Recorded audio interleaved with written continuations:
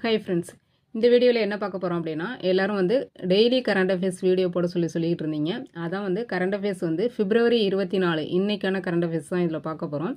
இதில் வந்து நான் ஒரு 3 நியூஸ் பேப்பர் வந்து ரெஃபர் பண்ணியிருக்கேன். என்னென்ன அப்படின்னா, Dinamani, the Hindu English paper, Hindu Tamil paper, 3 பேப்பரும் வந்து நான் ரெஃபர் பண்ணி கொடுத்துருக்கேன்.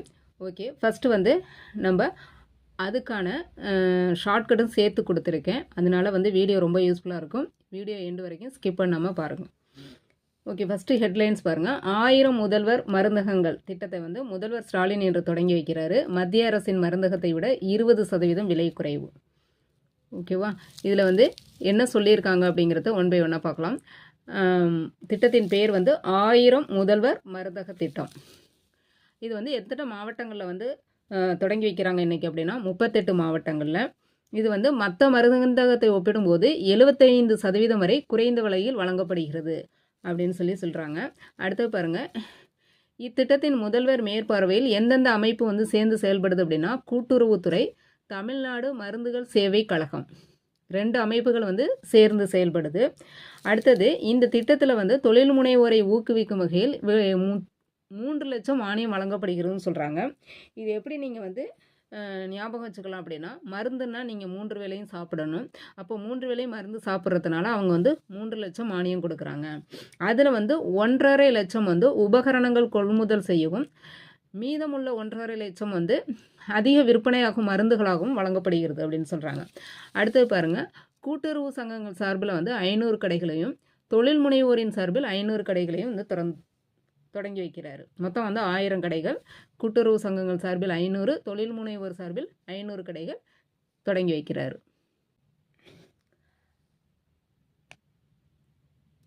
அடுத்து பாருங்கள், தமிழ்நாடு மருந்துகள் சேவை கழகத்தில் வந்து ஜெனரிக் மருந்துகளும், கூட்டுறவுத்துறையில் வந்து பிராண்டட் ஜெனரிக் மருந்துகளும் வந்து குறைந்த விலையில் வந்து விற்கப்படும் சொல்கிறாங்க.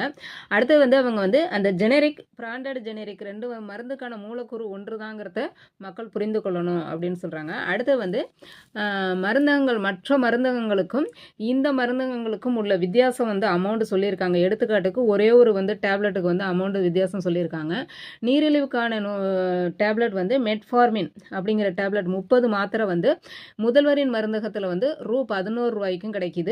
அதே மத்திய அரசு மருந்தகத்தில் வந்து ரூ. 30க்கு வந்து மத்திய அரசுலையும் சரி, தனியார் மருந்தகத்துலையும் சரி ரூ. 70 விற்கப்படுது. இவ்வளோ வித்தியாசத்தில் விற்கப்படுது அப்படிங்கிறத சொல்லியிருக்காங்க. அடுத்தது, இதில் எத்தனை வகையான மருந்து வகைகள்னால் 762 வகையான மருந்து வகைகள் விற்கப்படுகிறதுன்னு சொல்கிறாங்க. அதே மாதிரி டாம்கால் உள்ளிட்ட சித்த மருந்துகளும் வந்து இதில் விற்கப்படுதுன்னு சொல்கிறாங்க. இந்த 762ங்கிறது எப்படி ஞாபகம் வச்சுக்கணும்னா, வாரத்தில் 7 நாள் இருக்குன்னா அவங்க 3 வேளை நான் மருந்து சாப்பிட சொன்னாலுமே நான் என்ன பண்ணுவேன்னா 7 நாளில் 6 நாள் வந்து 2 வேளை மருந்து தான் சாப்பிடுவேன். 7 நாளில் 6 நாள் 2 வேளை மருந்து தான் நான் சாப்பிடுவேன். அடுத்து வந்து சுகாதாரமும் கல்வியும் மாநில பட்டியலில் இருந்தால் மட்டும்தான் முழுமையாக துறை சார்ந்த திட்டங்களை மக்களிடம் எடுத்து செல்ல முடியும்னு சொல்கிறாரு. அப்போ அது 2 எந்த பட்டியலில் இருக்குன்னு நம்ம தெரிஞ்சுக்கணும். சுகாதாரமும் கல்வியும் எந்த பட்டியலில் இருக்குது அப்படின்னா மத்திய பட்டியலில் இருக்குது. அடுத்து பாருங்கள், மத்திய அரசு திட்டத்தின் கீழ் உணவு பதப்படுத்தும் குறு நிறுவனங்களுக்கு கடன் வழங்குவதற்கான கால அவகாசம் நீட்டிப்பு அப்படிங்கிறது ஹெட்லைன்ஸு. இதில் வந்து உள்ளே பாருங்கள், ஆத்ம நிர்பர் பாரத் அபியான் திட்டத்தின் ஒரு பகுதியாக தான் பிரதம மந்திரி உணவு பதப்படுத்தும் குறு நிறுவனங்களை முறைப்படுத்துவதற்கான திட்டம் செயல்படுத்தப்படுகிறது. அப்போ இந்த திட்டத்தின் கீழே ஒரு பகுதியாக தான் இந்த திட்டம் வந்து செயல்படுத்தப்படுகிறதுங்கிறாங்க. அப்போ இந்த திட்டம் வந்து எப்போ ஆரம்பித்தாங்க, எதுக்காக ஆரம்பிக்கப்பட்டது அப்படிங்கிறத நம்ம பார்க்கணும். இந்த திட்டம் வந்து May 13, 2020. இதை வந்து நம்ம சிம்பிளாக சொல்லணும்னா ஆத்ம நிர்பர் பாரத் அபியான், ஆத்ம ஏ, பாரத் பி, அபியான் ஏ, அப்போ ABA. இந்த திட்டம் வந்து ஆரம்பிக்கப்பட்டது வந்து May 13, 2020. இது வந்து ஒரு பொருளாதார திட்டம். இது எதுக்காக ஆரம்பித்தாங்க அப்படின்னா பொருளாதாரத்தை முன்னேற்றுவதற்கும், அதே சமயம் கொரோனாவால் பாதிக்கப்பட்ட ஏழைகள், புலம்பெயர்ந்தோரை மேம்படுத்துவதற்கான திட்டம். இந்த இன்ஃபர்மேஷன்லாம் வந்து நானாக எக்ஸ்ட்ரா வந்து கேதர் பண்ணி கொடுக்குறேன். இந்த மாதிரி வந்து நியூஸில் வர்றத நீங்கள் வந்து அந்த திட்டம் எப்போ ஆரம்பிக்கப்பட்டது, எதுக்காக ஆரம்பிக்கப்பட்டதுங்கிறத நம்மளே வந்து எக்ஸ்ட்ரா அந்த இன்ஃபர்மேஷன் வந்து கேதர் பண்ணி படிச்சுக்கணும். ஓகே, இது எப்படி வந்து எளிமையாக ஞாபகம் வச்சுக்கலாம் அப்படின்னா, பொதுவாக வந்து அபிங்கிறத எடுத்துக்கோங்க. அபி வந்து உணவு விஷயத்தில் வந்து 0 தான் இருப்பார். உணவு விஷயத்தில் வந்து பூஜ்ஜியமாக தான் இருப்பார். அப்போ 2020 அதனால வந்து என்ன பண்ணுங்க, அவங்களுக்கு வந்து ஸ்கூல் லீவு எப்போ கிடைக்கும், மே மாதம் வந்து லீவ் கிடைக்கும். அப்போ அந்த மே மாதத்தில் வந்து 3 வேளை உணவையும் வந்து நம்ம தரமாக செஞ்சு சாப்பாடு போடணும். அபி வந்து உணவு விஷயத்தில் பூஜ்ஜியமாக இருப்பாங்க. அப்போ 2020 மே மாதம் அபிக்கு வந்து லீவாக இருக்கும். அப்போ 3 வேளை சாப்பாடையும் வந்து நம்ம தரமாக செஞ்சு போடணும். மே 13, 2020 இது வந்து ஆத்ம நிர்பர் பாரத் அபியான் திட்டத்துக்கான விளக்கம் தான் நான் சொல்லிட்டு இருக்கேன். அடுத்தது வந்து பிரதம மந்திரி உணவு பதப்படுத்தும் குறு நிறுவனங்களை முறைப்படுத்துவதற்கான திட்டம். இது இங்கிலீஷில் பார்த்தீங்க அப்படின்னா Pradhan Mantri formalisation of micro food processing enterprises, அதாவது PMFME Pradhan Mantri formalisation of micro food processing enterprises. ஓகேவா? இது வந்து ஏன் நான் வந்து இதெல்லாம் வந்து ஷார்ட் ஃபார்ம் சொல்கிறேன் அப்படின்னா, இந்த பொறுத்துகளெல்லாம் வந்து இதை வந்து ஷார்ட் ஃபார்மில் கொடுத்து கேட்டுருவாங்க எதுக்கு அப்படின்னு சொல்லிட்டு. ஓகே, இந்த திட்டத்துக்கான நோக்கம் என்னன்னு சொல்லியிருக்காங்க. தனிப்பட்ட குறு நிறுவனங்களின், அதாவது நம்ம எதுக்கான நோக்கம் பார்க்குறோம், பிரதம மந்திரி உணவு பதப்படுத்தும் குறு நிறுவனங்களை முறைப்படுத்துவதற்கான திட்டம், அதுக்கான நோக்கத்தை பார்க்குறோம்.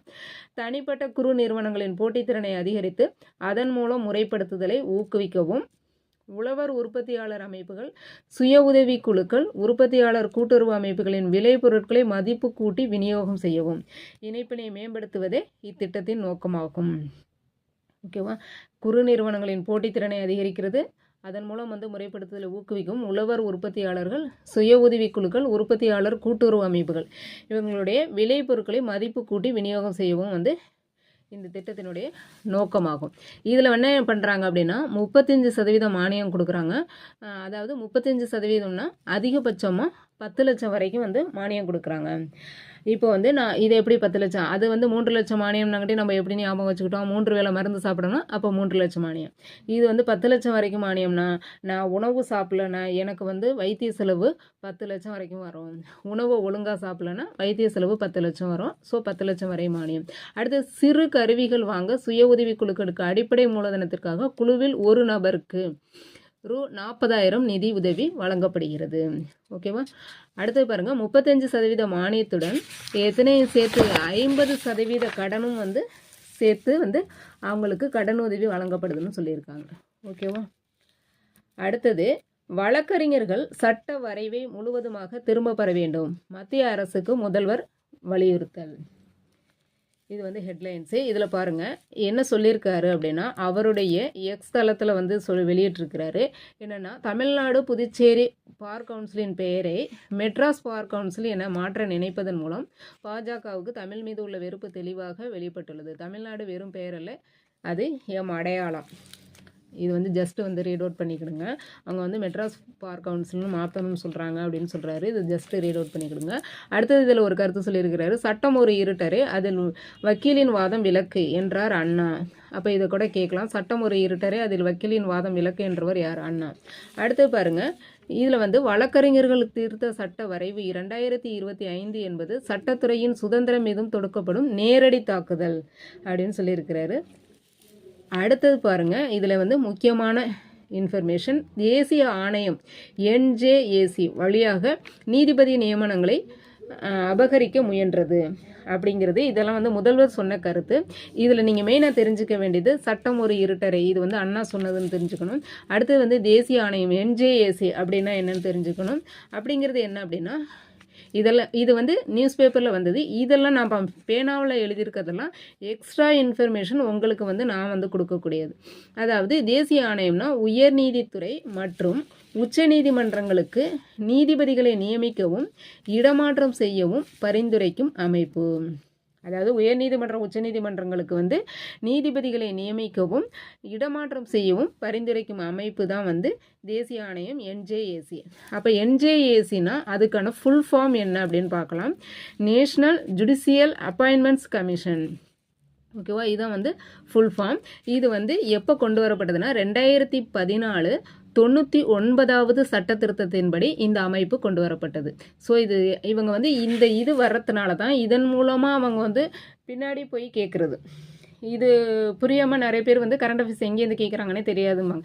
இப்போ இதை பார்த்து தான் அவங்க உடனே கேட்கலாம், என்ஜேஏசி வந்து எந்த சட்டத்திருத்தத்தின்படி கொண்டு வரப்பட்டது அப்படின்னு கேட்கலாம். அப்போ 2014 99வது சட்டத்திருத்தத்தின்படி கொண்டு வரப்பட்டது. ஓகேவா? இந்த அடிஷ்னல் இன்ஃபர்மேஷனையும் வந்து நோட் பண்ணிக்கிங்க. அடுத்தது பாருங்கள், கொளத்தூரில் ரூ. 210 கோடியில் கட்டப்பட்ட 6 மாடி மருத்துவமனைக்கு மறைந்த சமூக சீர்திருத்தவாதி பெரியார் பெயர் சூட்டப்பட்டது. இது இன்னும் ஓப்பன் பண்ணலை, இனிமேல் தான் ஓப்பன் பண்ண போகிறாங்க. இந்த மாத கடைசியில் வந்து ஓப்பன் பண்ணுவாங்கன்னு நினைக்கிறேன். ஜஸ்ட்டு வந்து பெயர் சூட்டப்பட்டதுன்னு மட்டும் சொல்லியிருக்காங்க. கொளத்தூரில் எத்தனை கோடி செலவுன்னு கேட்கலாம். 210 கோடி செலவில் பெரியார் பெயர் சூட்டப்படுகிறது 6 மாடி கட்டடம். அடுத்து பாருங்கள், இது வந்து ஜஸ்ட் ரீட் அவுட் பண்ணிக்கிடுங்க. நேரடி கற்றல் அனுபவத்தை வழங்க அகாடமி தமிழ் ஆய்வகங்களை அறிமுகப்படுத்துகிறது. அதாவது மாணவர்கள் எளிதாகவும் ஆர்வத்துடன் தமிழை கற்க ஊக்குவிக்கும் முயற்சியாக கார்கி தமிழ் அகாடமி தம்பா தமிழ் ஆய்வகங்களை தொடங்கியுள்ளது. கார்கி தமிழ் அகாடமி தம்பா, இதை மட்டும் தெரிஞ்சுக்கிட்டா போதும். அடுத்து பாருங்கள், சட்டத்தை நீதித்துறையால் மாற்ற முடியாது, குடியரசு துணைத் தலைவர் தன்கர் கருத்து. இதில் வந்து கொஞ்சம் பாலிட்டி சம்பந்தமான தகவல்கள் வந்து சொல்லியிருக்காங்க. அரசியலமைப்பு சட்டம் ஏற்றுக்கொள்ளப்பட்டதன் 75வது ஆண்டு. இப்போ வந்து நமக்கு நவம்பர் 26 வந்து அரசியலமைப்பு சட்டம் ஏற்றுக்கொள்ளப்பட்டதுனாலும் அதனுடைய கடந்த ஆண்டு நவம்பர் 26 அதனுடைய இது வந்து தொடங்கியிருக்காங்க. அதனுடைய 75வது ஆண்டு நினைவு கூறும் வகையில் ஓராண்டு நினைவு கொண்டாட்டம் வந்து நவம்பர் 26 தொடங்கியதான்.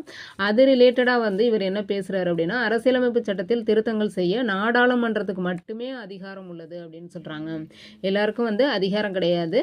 அந்த ஏற்கனவே உள்ள அரசியலமைப்பு சட்டத்தில் ஏதாவது நீங்கள் திருத்தம் மேற்கொள்ளணும்னா நாடாளுமன்றத்துக்கு மட்டும்தான் அந்த அதிகாரம் இருக்குது அப்படின்னு சொல்கிறாரு. அதுக்கு பிறகு வந்து நீதித்துறை உட்பட வேறு யாருக்கும் வந்து அதிகாரம் கிடையாது அப்படின்னு சொல்கிறாங்க. அடுத்தது, சில விவகாரங்களில் அரசியலமைப்பு சட்டத்தில் திருத்தங்கள் செய்ய மாநில சட்டப்பேரவைகளுக்கு அதிகாரம் இருக்கிறது.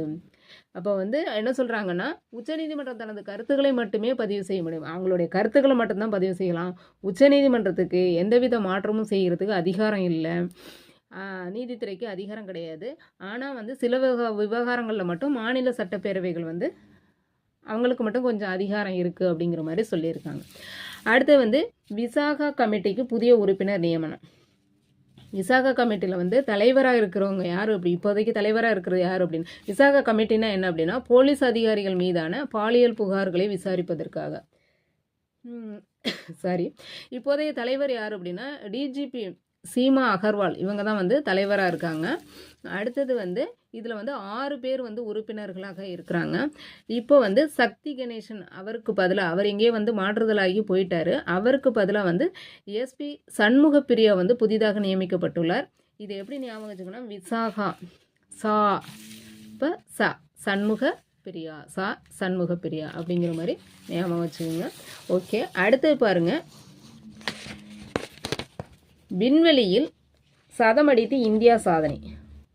மனதின் குரல் நிகழ்ச்சியில் பிரதமர் மோடி பெருமிதம். அதாவது ஏதோ ஒரு வானொலி நிகழ்ச்சி, மனதின் குரல் நிகழ்ச்சிங்கிறது 119வது நிகழ்ச்சி, வானொலியில் வந்து ஒளிபரப்பாகும் கூடிய நிகழ்ச்சி இது.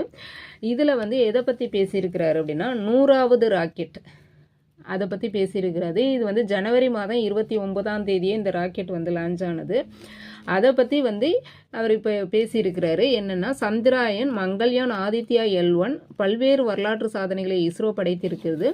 அதே மாதிரி பாருங்கள், சந்திராயன், மங்கள்யான், ஆதித்யா L1 ஒரே ராக்கெட்டில் 104 செயற்கைக்கோள்கள் என பல்வேறு வரலாற்று சாதனைகளை இஸ்ரோ படைத்திருக்கிறது.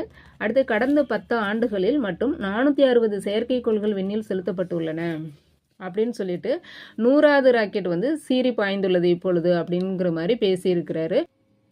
இப்போ வந்து நம்ம 100வது ராக்கெட் என்னங்கிறத நம்ம வந்து தெரிஞ்சுக்கணும். இப்போ பாருங்கள், 100வது ராக்கெட்டின் பேர் வந்து GSLV F-15. இது வந்து 100வது ராக்கெட் எப்போ வந்து செலுத்தப்பட்டது விண்ணிற்குன்னா ஜனவரி 29, 2025. அதில் வந்து 100 ராக்கெட்டில் வந்து 91 ராக்கெட் வரைக்கும் வெற்றி பெற்றிருக்கு அப்படிங்கிறத சொல்லியிருக்காங்க. அதே மாதிரி NVS-02 அப்படிங்கிறது செயற்கைக்கோள் நேமு. இது வந்து 2 செயற்கைக்கோளை சுமந்து சென்றது. அடுத்தது வந்து 2025 முதல் ராக்கெட் இது. அடுத்தது பார்த்தீங்க அப்படின்னா இது இஸ்ரோவின் 100வது ராக்கெட் கிடையாது. இது வந்து ஸ்ரீஹரிகோட்டாவிலிருந்து ஏவப்படும் 100வது ராக்கெட். ஓகேவா? அடுத்தது இந்த ஜிபிஎஸ் அமைப்பை தெரிந்து கொள்வதற்கு ஏற்கனவே 4 செயற்கைக்கோள் வந்து விண்ணில வந்து பறந்துகிட்டு இருக்கு. இது வந்து 5வது செயற்கைக்கோள். அடுத்தது வந்து நம்ம வந்து ஜிஎஸ்எல்வி F-15 அப்படிங்கிற அந்த ராக்கெட்டை பற்றி ஃபுல் டீட்டெயில்ஸ் தெரிஞ்சுக்கணும். இன்னைய நியூஸ் பேப்பரில் இது வரல, ஆனால் வந்து இது வந்து ஜனவரி 29ஆம் தேதி 2025 அந்த ஃபுல் டீட்டெயில்ஸ் வந்திருக்கும் இல்லையா, அதை வந்து உங்களுக்கு நான் ஹிண்ட்ஸ் எடுத்து கொடுத்துருக்கேன். இது மாதிரி ஒவ்வொரு டீட்டெயில்ஸையும் வந்து நீங்கள் பின்னோக்கி போகணும். இன்னைக்கு என்ன கேட்டிருக்காங்களோ அது சம்பந்தமான ஃபுல் டீட்டெயில்ஸும் உங்களுக்கு தெரிஞ்சிருக்கணும். ஓகேவா? அடுத்து பாருங்க, இது வந்து ஜிஎஸ்எல்விங்கிறது அதிக எடை கொண்ட செயற்கைக்கோளை வந்து கொண்டு செல்லும். அடுத்து பாருங்க, இது ஸ்ரீஹரிகோட்டாவிலிருந்து ஏவப்படும் 100வது ராக்கெட். அடுத்தது இந்தியாவின் 17வது ஜிஎஸ்எல்வி ராக்கெட். ஜிஎஸ்எல்வி வந்து இந்தியாவின் 17வது ராக்கெட். இது ராக்கெட் உயரம் வந்து பார்த்தீங்க அப்படின்னா 50.9 மீட்டர். 50.9 மீட்டர். ராக்கெட் எடை வந்து 420.7 டன். அடுத்தது செயற்கைக்கோள் எடை வந்து 2250 கிலோ. அடுத்தது இது வந்து 19 நிமிடங்களில் 322 கிலோமீட்டர் தொலைவு கடக்கும் சொல்கிறாங்க. 19 நிமிடங்களில் 322 கிலோமீட்டர் தொலைவு கடக்கும். ஓகேவா? அடுத்தது பாருங்கள், NVS-02 செயற்கைக்கோள், அதை பற்றின டீட்டெயில்ஸு. இது எதுக்காக, இந்த செயற்கைக்கோள் எதுக்காக அனுப்புகிறாங்க இந்த சேட்டிலைட் அப்படின்னா, ஜிபிஎஸ் அதாவது துல்லியமான இடம், வேகம், நேரம் இதை வந்து நமக்கு கொடுக்கும். ஜிபிஎஸ் வந்து துல்லியமான இடம், அதனுடைய வேகம், அதனுடைய நேரம், நம்ம எந்த இடத்துல இருக்கோம் அப்படிங்கிறத துல்லியமாக வந்து சொல்லும் அப்படின்னு சொல்கிறாங்க. அடுத்தது இந்தியா அதன் அருகில் உள்ள 1500 கிலோமீட்டர் அளவுக்கு துல்லியத்தை கொடுக்கும். இந்தியாவுக்கு மட்டும் கிடையாது, இந்தியாவிலேருந்து அருகில் 1500 கிலோமீட்டர் அளவுக்கு உள்ள தொலைவிலையும் வந்து துல்லியமாக நமக்கு கொடுக்கும்னு சொல்கிறாங்க. அடுத்து வந்து இதனுடைய ஃப்ரீக்வன்சி ரேஞ்சு சொல்லியிருக்காங்க. L1 L5 அண்ட் S பேண்டில் வேலை செய்யும் நேவிகேஷன் பேலோடு அப்படின்னு சொல்லிட்டு அதனுடைய ஃப்ரீக்வன்சி ரேஞ்சும் வந்து சொல்லியிருக்காங்க.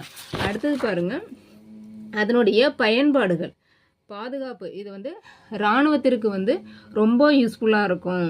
அவங்களுடைய பாதுகாப்பு வந்து ஏன்னா நம்மளுடைய எதிரிகள் வந்து எந்த இடத்துல இருக்காங்க அப்படிங்கிறத துல்லியமாக வந்து நான் அவங்களுக்கு தெரிவிக்கும் போது அவங்களுக்கு மிகவும் வந்து சேஃப்டியாக இருக்கும்.